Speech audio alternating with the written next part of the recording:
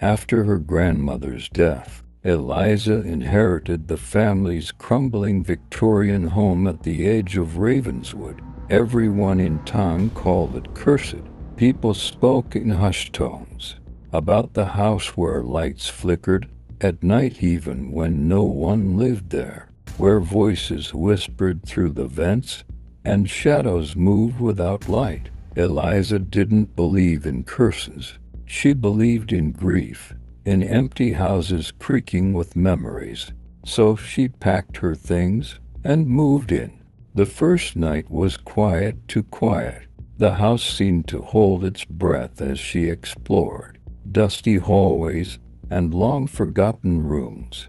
Every mirror was covered with old sheets. Every window was nailed shut. Still, Eliza slept, wrapped in the thick silence of the past. It was on the second night that the whispers began. At first she thought it was the wind through the cracks, but when she pressed her ear to the wall, she heard it clearly, words, "Eliza, come find us." Her heart raced. Logic told her it was the house settling, old pipes groaning, but curiosity gnawed at her. She followed the sound through the dark halls, bare feet cold against the wooden floors. The whispers led her to a narrow door under the staircase, a door she didn't remember seeing before. It creaked open by itself. Inside, a steep, spiraling staircase led downward into darkness. She hesitated. Then, against her better judgment, she descended. The basement was larger than it should have been. Endless rows of walls, each one whispering, breathing. Old portraits hung crookedly, faces smeared and blurred by age or something worse. Closer, the voices hissed. In the center of the room stood an old, cracked mirror. Unlike the others, it wasn't covered. Its surface rippled slightly, like water.